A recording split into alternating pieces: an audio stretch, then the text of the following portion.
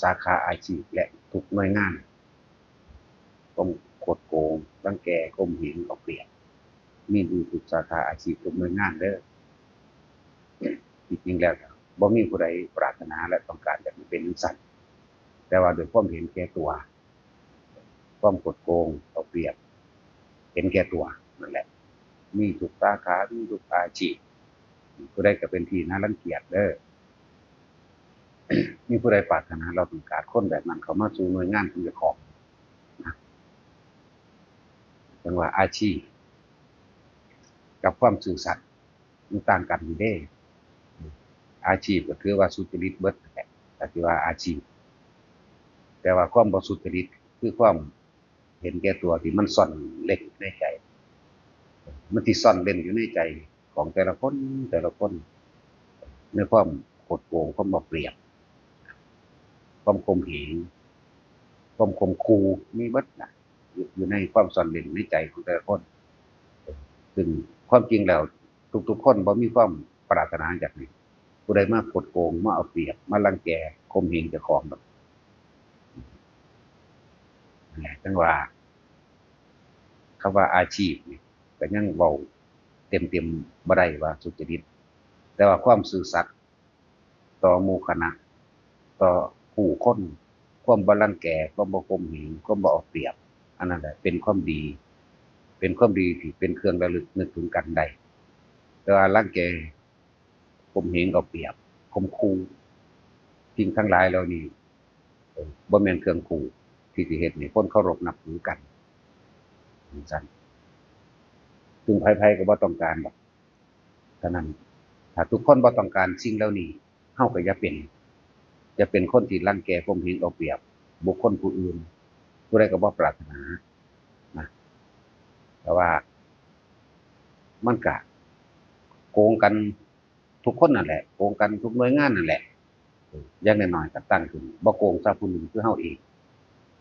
ถึงแม้มันสิน้อยถึงน้อยก็หนึ่งแม้มันสิน้อยก็น้อยหนึ่งในเจ้าของเองถ้าบ่มีคนผู้หนึ่งทำเป็นตัวอย่างดอกผู้ที่สองที่สามที่สี่สิเกิดเป็นได้จังไดนั่นแหละจะเป็นตัวอย่างในตนเองคำว่ามันเป็นการทำผิดต่อกฎแห่งกรรมหรือทำต่อความจริงยศถาบรรดาศักดิ์อำนาจตำแหน่งป้องกันกรรมบ่ได้อกุศลกรรมที่เหตุเกิดขึ้นแล้วเกิดขึ้นจากจิตเจตนาคนคดโกงสิใครควรนึกคิด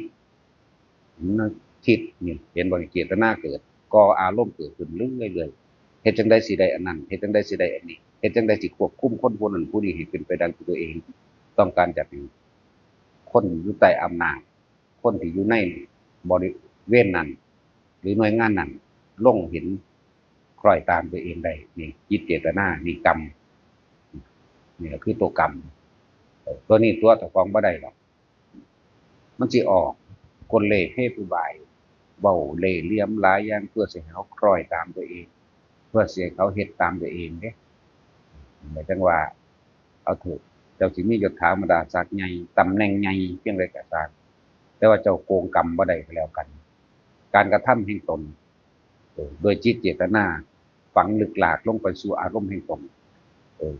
เฮ็ดมื้อนี้เฮ็ดซ้ำๆเฮ็ดซากๆเฮ็ดจนเกิดกลายเป็นความชินชาอย่าคิดได้ว่ามันจะหายไปไหน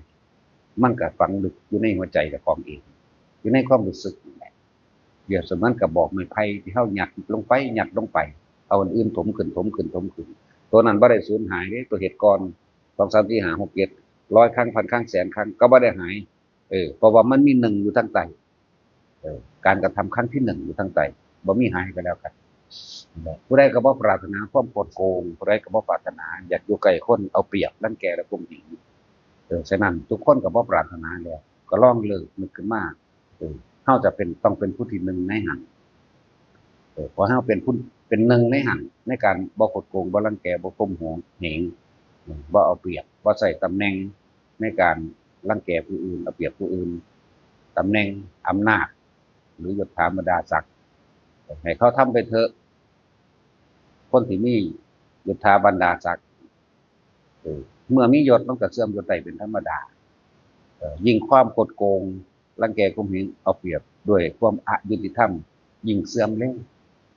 บางคนบ่ได้ท่านได้เกษียณอายุราชการซ้ำก็พูดถึงราชการยังกระสร้างเพราะความโลภมันบังหน้าเฮ็ดให้ตัวเอง ในที่สุดแล้วมันก็สู่พลังมวลชนของคนทั้งหลายบ่ได้ดอกเออขนาดกษัตริย์เขายังสามารถกษัตริย์ว่าสูงสุดในประเทศนั้นๆแล้วเออพลังมวลชนทั้งหลายยังสามารถดิดร่อนอำนาจได้เด้มันธรรมดานั่นแหละแต่มันเกินไปมันเบิดคุณธรรมมันเบิดเครื่องป้องกันตนเองบุญเก่ามันเบิดแต่เปรียบอย่างหนึ่งแบบเหมือนกับคนเป็นมดบุญบ่มีเครื่องป้องกันอีกแล้วนั่นแหละเครื่องที่ป้องกันเฮาดีที่สุดคือบุญกุศลบุญกุศลอันเป็นอำนาจแห่งสัจจะอำนาจแห่งสัจจะโดยบุญกุศลนั่นคือเชิญว่าเฮ็ดไปเถอะการสั่งสมคุณงามความดีทั้งหลายนะมันจะเกิดกลายเป็นบุญญาลิกบุญคือความสงบเย็นถ้าเกิดเครื่องเราร้อนมันก็ตกกระทั่งมันจะออกฤทธิ์เองปกป้องคุ้มครองเฮาเองโดยที่เฮาก็บ่ปรารถนาดำมันสิเป็นของมันเองจังว่าแรงใดจะเสมอด้วยแรงกรรมไม่มีบ่มีแหละอำนาจใดที่จะเสมอด้วยอำนาจแห่งธรรมคือความจริงไม่มีเหมือนกันคุณธรรมใดจะสู้สัจจะไม่มีสัจจะคือความจริงของเฮาเองแม้นสิมีผู้ใส่ร้ายรังแกข่มเหงเพียงใดก็ช่างอำนาจธรรมอำนาจสัจจะมันคือมันอยู่ในความบริสุทธิ์ใจของเฮาเองปกป้องคุ้มครองเฮาเอง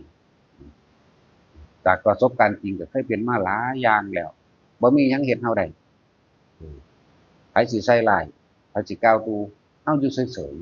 ๆเรื่องมันก็จี้แค่ลงไปเองบางคนก็ตายตายไม่มาตายเฮาบ่ฮู้เมื่อว่าตายเฮายังถามหาเลยคนที่สิใส่ร้ายเฮานี่เอาผู้นั้นไปไสคือบ่เห็นเอาตายได้2เดือนแล้วเด้อเฮายังบ่ฮู้เมื่อซ้ำว่ามันตายนะแต่ว่าเฮาบ่สนใจใส่ใจสิไปแก้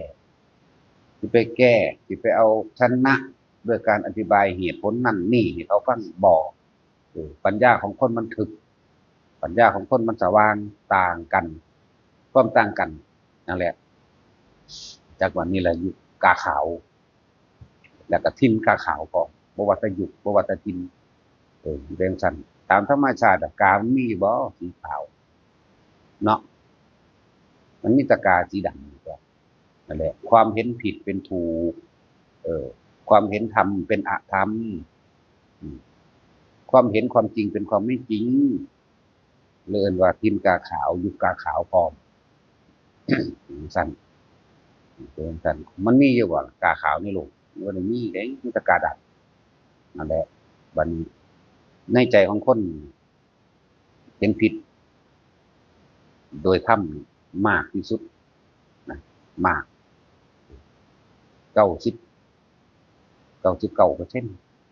ที่เห็นถูกอย่างมี%เดียวนั่นเท่านั้นแหละเมื่อวานลืมไปยุคกาขาวก็แม่นเข้าไปสู้ทินได้ก็ทินกาขาวก็แม่นกาขาวนี่แปลว่าคนเห็นผิดเป็นถูกเด้จากว่าหลักเป็นสั่นตัวก็คือกันแหละก้อนหินลอยน้ำหรือเหล็กลอยบนอากาศแล้วเขาเจ้าที่ยับว่าในในทุกหน่วยงานในทุกหมู่บ้านบ่มีผู้ใดพอใจให้ผู้อื่นมาเอาเปรียบเจ้าของรังแกเจ้าของข่มเหงเจ้าของบ่มีจักคนเลยก็ในเมืองมันบ่มีบ่มีผู้ใดปรารถนาแบบนั้นตัวเฮาเองก็เริ่มตัวเองน่ะเป็นที่หนึ่งฉะนั้นเฮาก็อย่าไปรังแกผู้อื่นเอาเปรียบผู้อื่นข่มเหงผู้อื่นมันทำได้ทุกฐานะนั่นแหละมีอำนาจหรือบ่มีอำนาจก็สร้างบางทีก็ใส่กำลังรังแกข่มเหงเอาแม่นบ่มีอำนาจก็ใส่กำลังเด้ แต่ว่าความผิดทั้งหลายอยู่ในใจติดอยู่ในหันติดอยู่ในความรู้สึกเฮาหายบ่เป็นเด้ผมทีนี้แต่คิดได้ล่ะครับเลิกซะมันชินชาจนว่าบ่เห็นความทุกข์ยากลำบากของผู้อื่นที่ถ้าตัวเองถูกรังแกกระทำคืนมั่งเด้สิรู้สึกแบบใดแต่ว่าแต่ละคนเริ่มนับหนึ่งใหม่ความผิดที่ผ่านมาแล้วแม้นถึงแม้นว่ามันบ่อาจสามารถที่จะอธิบายหรือบอกให้ผู้อื่นได้รับรู้รับทราบหรือเห็นใจได้ ก็เห็นใจตัวเองสารภาพตนเองแล้วก็ปรับปรุงนั้นตนเองโดยภายในความผิดบางอย่างบ่อาจสามารถแจ้งให้ผู้อื่นได้รับทราบได้แต่ว่าตัวเองนั่นแหละรับทราบก่อนก็ปรับปรุงตัวเองเริ่มต้นเป็นผู้ที่หนึ่งอย่าคิดว่าโอ๊ยถ้าผมบ่เฮ็ดผู้อื่นก็เฮ็ดดอกก็นั่นเป็นเรื่องของผู้อื่นซะก็ยังบอกแล้วว่ามันบ่หายไปไหนเออคนน้อยก็สร้างมันถึงน้อยก็หนึ่งนับหนึ่งที่เฮาเองเออแต่เฮาสิเปรียบเทียบแล้วคือพระพุทธเจ้าเฮาคำว่าพระมันมีมากก็ใส่ก็มีมาจากพระพุทธเจ้าละก่อนหมู่นั่นแหละน้อยบ่บานถึงน้อยก็หนึ่งว่าจากหนึ่งแล้วก็มี2 3 4จนวันนับประมาณบ่ได้ล่ะที่เพิ่นไปแล้วได้จนเท่าเดี๋ยวนี้แหมการห่มคุ้มผ้าแบบนี้ผู้ใดสอนผู้ใดมาออกแบบให้การห่มคุ้มผ้าแบบนี้แม่นบ่ล่ะแปลกบ่ล่ะครับเฮ็ดจังซี่พันบางสีมาจังซี่มันคือเป็นจังซี่ผู้ใดสอนให้ก็เพิ่นนั่นแหละถึงน้อยก็หนึ่งที่แรกก็เริ่มหนึ่งจากเพิ่นพุทธเจ้าต่อมาก็2 3 4 5ไปเลยไหลมาเรื่อยเท่าซุมื้อนั่นแหละทุกหน่วยงานทุกองค์การทุกอาชีพทุกสาขาบ่มีผู้ใดปรารถนาความอยากให้ผู้อื่นมาเอาเปรียบเจ้าของฉะนั้นตัวเองเมื่อคิดได้ดังนี้ก็เริ่มก้าวแรกของตัวเองซะว่าเราจะไม่เอาเปรียบข่มเหงและรังแกผู้อื่นทุกคนพึงระลึกไว้เสมอคนเนี่ยเกิดมาเนี่ยแค่หากินสร้างตายบ่มีผู้ใดเอาสิ่งใดไปได้สิ่งที่ตายไปกับใจของเฮาเองก็คือถ้าคนทำเลวมาตลอดภาพเร็วๆนั่นจะเกิดขึ้นในความคิดความรู้สึกหวาดหวั่นกำพังก็จะเกิดขึ้นให้สั่นสะทกสะท้านในหันไปมันบ่ดีไปได้นานและทำเฮานี่มีชีวิตที่แข็งแรงอยู่ยังมีลมหายใจอยู่เปลี่ยนใจไม่ได้ธรรมะพุทธเจ้าแก้ได้ทุกอย่างเด้อศึกษาธรรมฟังธรรมปฏิบัติธรรมศึกษาความจริงของทุกชีวิตสรรพสัตว์หรือเอิ้นว่าศึกษาธรรมเห็นตามความเป็นจริงของโลกทุกอย่างเกิดทุกอย่างดับจึงได้เกิดแล้วจึงนั้นบ่ดับบ่มีจักอย่างนี่จึงเรียกว่าศึกษาธรรมศึกษาความเป็นอนิจจังความเป็นทุกข์ความเป็นอนัตตาสรรพสิ่งทั้งหลายล้วนแต่เกิดมาทั้งหลายแปรปรวนไปตั้งอยู่แล้วก็ดับไปแค่นั้นเองผู้ใดเข้าไปยึดพ้นเป็นทุกข์สั่นศึกษาธรรมปฏิบัติธรรมก็ทำตามธรรมเมื่อใดธรรมรู้ธรรมเห็นธรรมขึ้นมาแล้วก็รับใส่ธรรมทรงต่อธรรมเฮานี่เอาธรรมเป็นใหญ่บ่เกี่ยวกับไผบ่เกี่ยวว่าเจ้าสิมียศถาบรรดาศักดิ์ใดบ่เกี่ยวกับว่าเจ้าสิมีฐานะอำนาจใดไม่เกี่ยวเอาธรรมเป็นใหญ่ธรรมนั่นแหละจึงจะปกป้องคุ้มครองผู้ประพฤติธรรมประพฤติตามธรรมสมควรแก่ธรรมพร้อมสั่นว่าทุกคนให้เอาธรรมเป็นใหญ่คำว่าธรรมะกับพระพุทธเจ้าได้ร่วมแล้วเป็นหนึ่งเดียวกันที่จริงธรรมมันมีมาแต่ก่อนบุคคลผู้ใดผู้หนึ่งจิตเกิดผู้ใดซ้ำไปแต่ว่าถึงมันจะเป็นกฎธรรมดาเป็นธรรมชาติของมันเป็นแบบนั้นถ้าบ่มีพระโพธิสัตว์บำเพ็ญหรือว่าอุทิศตนเพื่อที่เขาไปศึกษาหาความจริงของโลกจังซี่ธรรมะตัวนี้ก็บ่อาจสามารถเอาออกมาแสดงได้แต่นั้นพระพุทธเจ้านั่นแหละจึงเป็นผู้คนพบคนพอเพิ่นบ่ได้เป็นผู้สร้างธรรมเพิ่นบ่ได้เป็นผู้สร้างสวรรค์และนรกพรหมโลกหรือนิพพานแต่ว่าเพิ่นเข้าไปค้นพบคนพอคือความจริงของทุกชีวิตสรรพสัตว์ความจริงของโลกความจริงว่านรกมีนรกแต่ละอันแต่ละอย่างมีเป็นบริวารอย่างละ 2,000 เพิ่นเว้าคร่าวๆไว้โดย8ผมละบริวารอย่าง 2,000มันเป็นเท่าใดเพิ่นเว้าเรื่องสวรรค์มี6สวรรค์มี6เพิ่นเว้าเรื่องพรหมโลกมี20เนี่ยก็คือสิ่งนั้นมันมีอยู่เป็นปกติของมันนี่คือความปกติธรรมดาคือธรรมแต่ว่าเพิ่นไปค้นพบค้นพอเพิ่นเลยนำมาแสดงความจริงให้พวกเฮาเห็นตามผู้บ่เห็นตามก็ประพฤติโดยอธรรมผู้เห็นตามก็ประพฤติธรรมสมควรแก่ธรรมแต่ว่าสมควรแก่ธรรมสมควรแก่ความจริงที่เจ้าของฝึกหัดที่เจ้าของสาระออกท่านเพียงนี้ได้แบบนี้เป็นแบบนี้ก็เป็นไปตามนั้นโลกเพียงนี้ก็ไปตกนรกเป็นเปรตเป็นสัตว์เดรัจฉานมันจะเป็นไปตามเพียงนี้เป็นไปตามความจริงที่มัน ฝังแน่นในใจเฮาอีกนะทานแบบนี้รักษาศีลแบบนี้ภาวนาแบบนี้ไปทางนี้เป็นแบบนี้วางทุกอย่างแบบนี้เขาถึงที่สุดเลยทำไปนั่นแหละธรรมะคือความจริงของโลกจังหวะเฮาไปเห็นโดยความจริงสังขตธรรมสิ่งทั้งหลายทั้งปวงล้วนแล้วก็เกิดขึ้นจากความนึกคิดของเฮาเองซะก่อน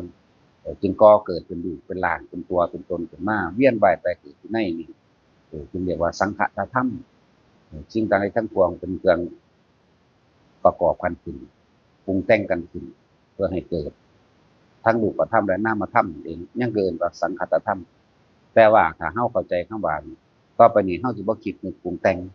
ในความอยากใดอยากดีอยากมีอยากเป็นใดๆทั้งสิ้นเรียกว่าอสังขตธรรมนะไม่คิดนึกปรุงแต่งแสวงหาในความอยากได้อยากดีอยากมีอยากเป็นแต่ว่าทีนี้ถ้ามันเข้าถึงตรงนี้มันก็เลยทำทั้งปวงธรรมมีเกิดกับดับมีสังคตธรรมและอสังคตธรรมเนี่ยตัวนี้พอไปนี่ก็คือว่าบ่อยากได้หยังเพราะว่าหูเห็นแล้วทำบุญแบบนี้ทำทานแบบนี้ศีลแบบนี้แบบนี้ได้รับผลแบบนี้ทำบาปแบบนี้เลวแบบนี้แต่ก็ได้รับผลแบบนี้แต่ว่าเมื่อเฮาดูแก้ความจริงแล้วถือเอาเฉพาะการทำดีอย่างเดียว